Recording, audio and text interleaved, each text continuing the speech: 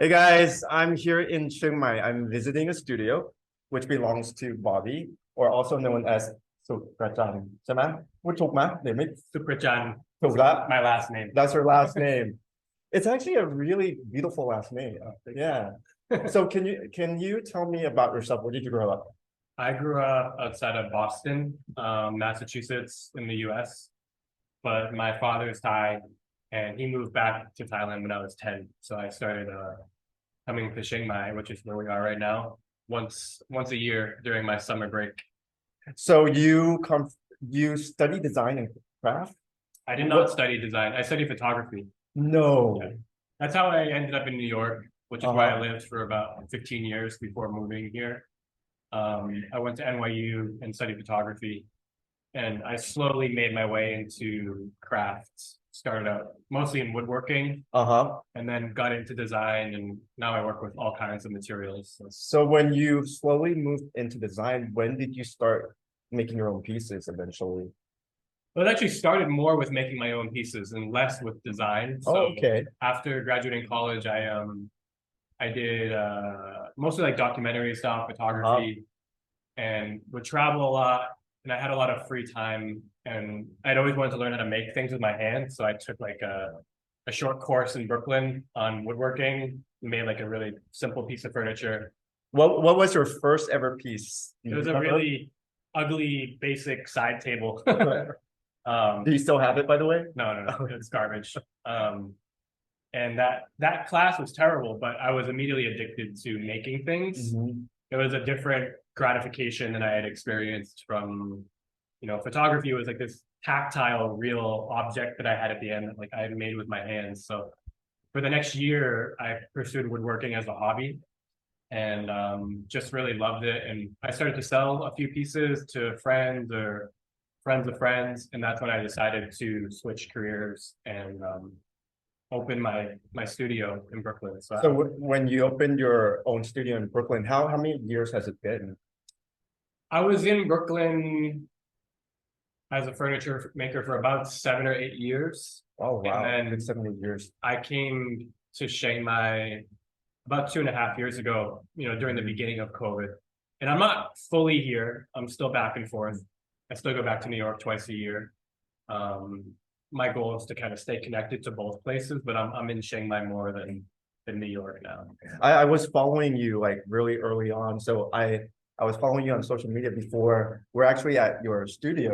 Yeah. Before it looked like this. I want well parts of it. Yeah. Um, and what really intrigued me was how you really immerse yourself with the locals to learn about design and craft here. Right. Can you tell me about that journey? Yeah, so our first collaboration was with a brass casting village Uh-huh. in Isan, Ubon, Ratchathani. The name of the village is Bampa'ao. And it's a really special place because it's the only place left in Thailand where they make brassware using a traditional method that uses no modern technology. Everything's made by hand. There's no repeat molds or anything like that. Um, and the first time we went there was actually right before COVID. I invited a good friend of mine from New York named Pat Kim. He's an amazing designer and wood turner. And what I was trying to do with that first exchange was see, can we use craft and use design as sort of like an alternate language for people to connect? And so Pat came here with me. My Thai is pretty good now, but at the time it wasn't even, I couldn't barely communicate in the village myself. Pat can't speak any Thai, but we were able to have this really close connection after just 3 or 4 days by communicating through craft, through technique, through material, through process, eating together, drinking together, living with them at their house. And it was a really just beautiful collaboration. And after a few days, everyone was really close. And so that was like the proving of the concept to me that we can use craft as a way to connect people who otherwise don't have a chance to connect. And so that's what I'm pursuing now. And we're going to be doing other collaborations with different craftspeople around the country. Back here, you can kind of see some marble lamps. So we've been doing a lot of marble work in Saraburi. But as we move along, there's going to be all kinds of crafts, wood, other metals, rattan, bamboo, probably some textiles also. But I think that craft and material is like a really rich kind of ecosystem for people to meet Yeah. and connect with each other. Because it's so tactile. It goes back to when I fell in love with woodworking. It's like this act of creation is something that anyone who is a craft person, whether it's a hobby or a professional, it's something that we share. And that's why when two people who practice craft come together, they don't need to speak the same language. They can connect through this kind of alternate medium. So how much more special does it mean to you with being Thai and being able to come back and then have these collaborations and then realize there's like very unseen and hidden talent here. yeah, there's a lot of unseen hidden talent here. And it's actually, sorry for any of the noise. It's okay. Happening everywhere. This is all real right now. It's actually kind of unseen and hidden even in the perspective of Thai people too. I wouldn't say it's just that people in the US or overseas don't know about it. Craft is so native to the traditional way of Thai life, but unfortunately, a lot of that is disappearing. It used to be that like in rural parts of Thailand, everyone did crafts because it was what you did when you weren't farming. It was a seasonal thing. In Bampa'ao, where we make the brass, they closed the workshop for a couple months of year because that's the rice harvest season. So traditionally, they would make brass when they weren't harvesting rice. And that's kind of the case no matter where you go in Thailand, whether it's textiles or woven bamboo, anything like that. It used to be so ingrained in the daily life, and you would make the things that you work with. So to me, that's part of the goal, is to preserve some of these crafts, which I do think are disappearing. Here in Chiang Mai, unfortunately, a lot of the craft has already disappeared because so much of it got funneled into the tourist market that it lost its identity. There's still a few pockets left that are good, but for the most part, a lot of the craft here in Chiang Mai has kind of become diluted. Isan is where it's at, as far as I'm concerned. It's so rich with craft and all types of culture still that is a little bit less changed.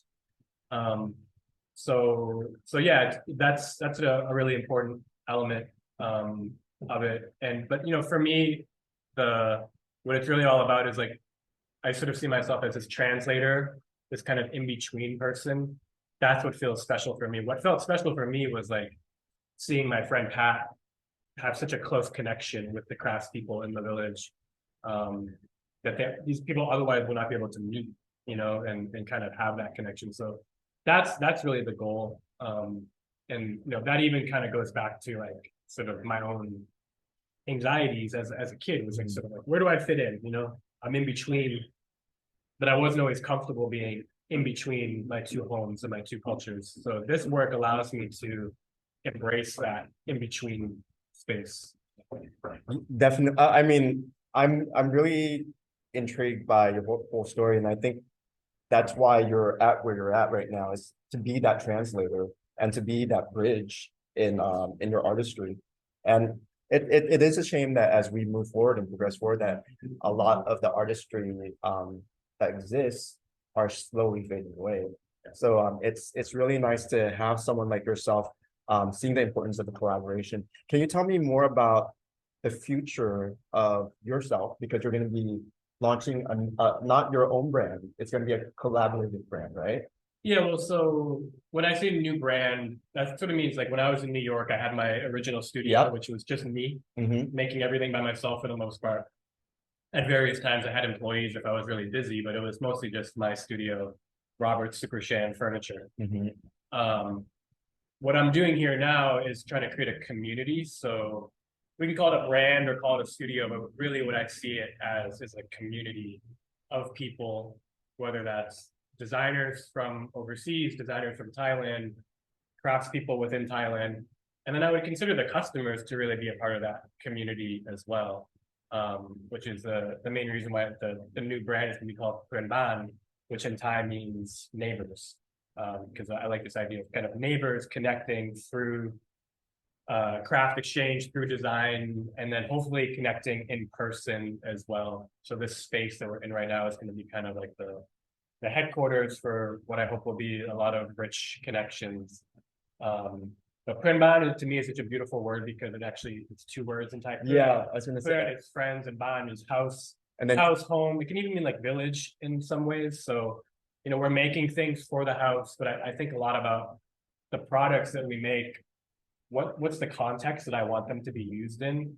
And it's that kind of communal, the coming together with people that you love from all different walks of life. So yeah, hopefully around the end of the year, it's about a 2-year process already. I'm renovating this building. We're in my studio right now. Upstairs is going to be like a gallery. And then I live here also, and there's going to be like a residency space upstairs and a rooftop where we'll have some, food events and things like that. And so when that's ready, we're gonna launch, and it's gonna be hopefully just like a place for people to commute. I'll be back. Yeah, come back for the opening party. Yeah, and I'll do like a proper show you around once everything's all finished and everything. But going back to the Ban, like in English, it's neighbors, but when you have it in Thai, Ban, it's there's more. It's sort of like it's an extra warmth to it. Yeah, it's like meaning. I've always loved that word, and like Thai people use that word to describe like the countries around us too, like Laos, Vietnam, and Ban. But we also use that on my street here. Yeah, my neighbors across the street, and it's like so it's a I don't know, it's a beautiful word. In Ban, you hear that all the time, even like Ban Pa'ao, where we make the brass, that means like Pa'ao house, but it's Pa'ao village. So Ban means village in that context. And I think a lot about home. Home is the theme that I constantly return to. I've always returned to in my work, even when I was a photographer, is the root of it is questioning where is home. And I think for people like you and I, that's always been like a big question because our lives has been split from a young age in a lot of ways. And so when I was growing up, it was like, is Boston home? Is Chiang Mai home? When I got to New York, is New York home? That started to feel the most like home to me, I think, because it was neither place, and New York is so diverse. And at the end of the day, I don't think home is a specific geography. So I'm kind of trying to define my own sense of home through the community. And I think the more that I've lived with it, like home is about people. Yeah. It's about people. And I know it's like, this sounds cliche, but I mean, home is where the heart is. So it's like wherever you are and you're passionate and your heart's there, that's where your home is. For sure. So I want to show, where's the chocolate piece? Chocolate. Yeah, the chocolate marble. Here's like It's like wherever you are, like in the world, in any country, there's always something that is unique to that place. And this was something that Bobby showed me, which is unique. This is we call it a jar sculpture, but it's like this sort of designed by my friends back in New York, Stephen Bukowski and Hannah Beagleson. But this stone is really beautiful. I actually have some better. I'll just show different pieces here. So this can actually act as a cover, so you can put salt, pepper, or anything. Yeah, this is the stone. We call this our chocolate color. This comes from Utt Talk, which is like near Khao Yai National Park. The workshop that we work with is in Saraburi, which is pretty close to that. And they have a number of different colors, but the ones that I love the best are this chocolate, and then this is an onyx stone. We call it honey onyx. This is really cool because not only you can use it as a vase, you can, yeah. I love wine. This is actually designed for wine for my friends in Bangkok, Zao Isan restaurant. So if you put this in the fridge for like a half an hour or the freezer, it comes out really cold. And then you take your wine, if it's already chilled, and you put it in here, and it'll keep the temperature for about an hour. Oh, wow. So you don't even have to put anything else in it. If you put ice in, it's actually going to be too cold. Oh, okay. So the Thai people like that Some people serve their wine too cold. That's sort of like the classic thing, but wine should actually be like a little bit, Just something, that's some tidbits for you guys. So back to the chocolate marble. You said there's only 2 places that you can find this, right? Like this specific color, I forget in- what it's called, the English word for it. It's actually Italian, but they have this in Italy. Italy, and then It might not be the exact same stone, but it looks almost exactly the same in terms of this contrasty brown and white color. the only reason I wanted to like to show this is the fact that there are like so many things that are unique to a culture, to a country, where whether it's like stones, rocks, marbles, and this is something that sometimes like if Yeah, this or like Sila Lang. This is kind of like, Sila Lang, right? no ศิลาแรงคือ That's that stone over there. We see it all the time in Thailand. It's the big red round, Yeah. round the big red bricks. So that's you can only find that in Southeast Asia and India. oh really? It's like a specific type of stone that it looks kind of like a little bit like this. This would be this right there. Those are just boulders that I found from. I'm constantly sourcing stone. So in Pak Chong, there's this one shop that just sells like one rye of just different types of stone, and I just picked up all these boulders. And So it must be like really adventurous for you just to wander out and see all these different pieces in Thailand. yeah, I mean, when I first came here about 2.5 years ago, before I had this space, Yeah. all I did was I just took road trips. And this was like the peak of COVID, so Thailand was really quiet, and That's like a silver lining for you. it was. I do kind of miss that time. I'm happy that all the businesses are back and people have income again, but it was kind of a nice time in Thailand. And I went all over Isan. The way I found the marble people was just Right. driving to start. I knew Saburi had stone, so I just drove around until I found a little mom and pop shop who would talk to me. And I asked them, hey, can you make some small pieces? That tends to be how I start our first collaborations, is I start slow. I don't try and order a lot of stuff. In Bampao, we didn't even talk about products in the beginning. We just went to like learn their process, and then later we started making products. And so, you get mixed responses. I find that when you're in more rural parts of Thailand, people are very open to working with you. Ironically, I have a harder time in Chiang Mai when I've approached people, because some of the craftspeople here have had bad experiences with maybe people from overseas who came to have them make something, and then maybe they just bargained them down too much, or they didn't pay, and so they have kind of a more jaded outlook. Yeah. But especially in Isan, there's a real warmth, and if you approach people with curiosity about their technique and about their work, I find that people are pretty open to collaborating. They're very generous in sharing. Super generous. Wow, I know what I was going to ask you. Pieces. So if people are interested in your pieces, how can they get in touch? Instagram is the best thing right now. We don't always have a ton of stock in Thailand because most of my products are sold back in New York, but we do have stock, and eventually there'll be a little gallery in this space as well, where people will really come and visit and see the work in person, buy things here, or just come and visit. And it'll be, in addition to the lighting and the smaller product, we'll have furniture as well. So you want to know more of Bobby's pieces, you can go into his Instagram. And I'm gonna switch this to Thai really quick and then wrap this up.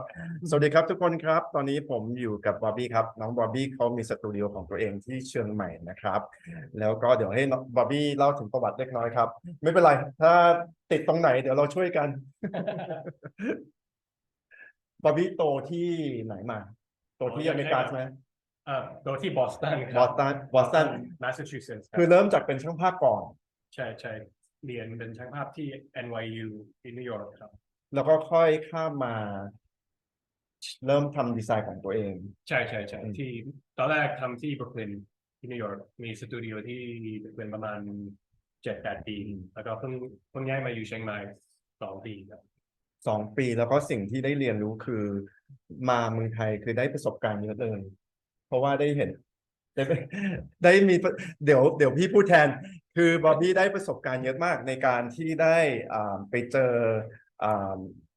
เขาเรียกว่าอะไรนะเหมือน ไปเจอแต่ละที่ที่มีที่แบบเป็นศิลปะของการสร้าง ทีมเมอร์ งานฝีมือ และตรงนี้ก็เป็นแรงบันดาลใจที่ทำให้บอบบี้ได้คิดในการcollaborate กับcollaborate ในเรื่องของการดีไซน์ชิ้นต่างๆ โดยเฉพาะการที่แบบไปเรียนรู้ว่าในเมืองไทยมันก็จะมีแบบอย่างเช่นเนี่ยเป็นหินที่เจอหินในเมืองไทยที่เป็นรูปแบบนี้ หรือว่าอ่าแม้ว่าจะเป็นการออกแบบต่างๆอย่าง brass ภาษาไทยเขาเรียกว่าอะไรอะทองเหลือง ทองเหลือง นี่เป็นทองเหลืองแล้วเราเปลี่ยนสีนี่เป็นระฆังอ๋อแล้วก็ทำพวกโคมไฟ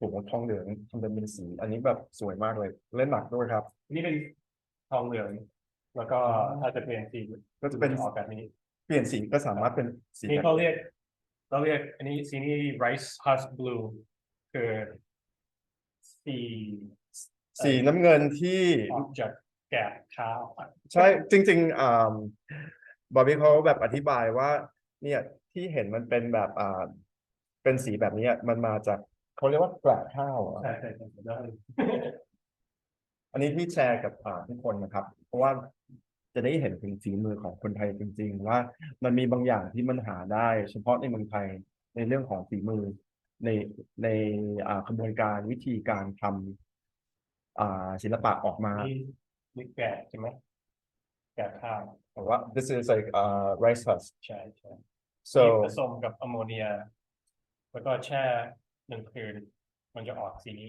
โอ้แล้วก็ที่บอบบี้ได้ไปเรียนไปสัมผัสมาและเรียนรู้มาคือการทำศิลปะแบบนี้คือจริงๆมันเป็นศิลปะเก่าแก่ของคนไทยใช่ไหมไอ้วิธีทำทองเหลืองมันของไทย แต่ว่าไอ้สีนี้มันแบบเรา collaborate กันอ๋อเพราะโอเคจริงแล้วใช้อะโมเนียอ๋อโอเคจะใช้อะโมเนียจะได้ให้สีมันเปลี่ยนเป็นสีนี้นะแต่มีมีช่างคนหนึ่งที่บางปะเอาที่เขาแนะนำลองผสมกับกาบขาวเดี๋ยวดูมันจะออกอ๋อโอเคออกยังไงงั้นผมเข้าใจละอืมคือมันเป็นการผสมผสานศิลปะระหว่างสองฝ่ายคือมันครับจะเป็นแบบเป็นเป็นศิลปะที่ฝ่ายหนึ่งเคยทำมาแล้วครับก็เป็นศิลปะอีกฝ่ายหนึ่งที่เอามาผสมผสานในออกมาในรูปแบบแบบนี้เพราะว่า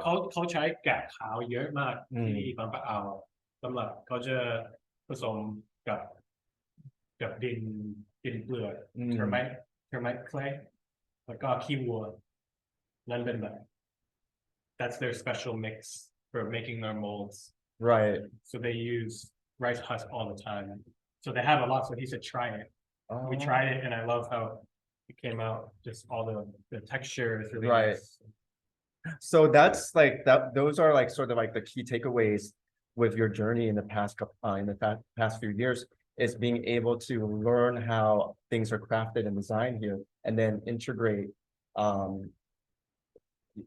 your yeah design and craft into things into it as well so with our products, especially in Bampa'ao, I try to keep some unique element of their process right so that there's like a through line into our work. I don't want to just like have completely new products. I want to tell their story. So that's why we do this color, or you can see here like these lines. These lines come from the special wax coil method that they use. And so I use that a lot in our products because to me it's like a signature detail มันจะมี เส้นขี้ผึ้งเส้นที่พึ่งก็คือจะมีพื้นฐานของศิลปะอยู่แล้วเอามาผสมผสานกับการที่ทำให้มันออกมาในรูปแบบที่เห็นอยู่ซึ่งอันนี้เป็นเรื่องดีมากเลยเพราะว่าจริงๆแล้วเรื่องศิลปะหรือเรื่องดีไซน์กับดีไซน์แอนด์คราฟต์มันอยู่ที่ว่ามันจะประยุกต์ออกมายังไงแต่ว่าเราก็ไม่ทิ้งพื้นฐานของมันด้วย right so yeah at the same time we're trying to make some contemporary products so that we have a new market for the work because if you focus only on the traditional sometimes you can kind of get stuck we could get stuck in this generation yeah I think it's like the art of finding that right balance. Yeah. Of not going too far out and not and still retaining like the traditional methods and everything. Yeah, exactly. Okay, so I'm gonna wrap this up and thank you so much Yeah, thank you for for visiting. It's really nice to have you. and I shall be back soon Yeah, January, I in hope. January. ขอบคุณทุกคนครับ ครับ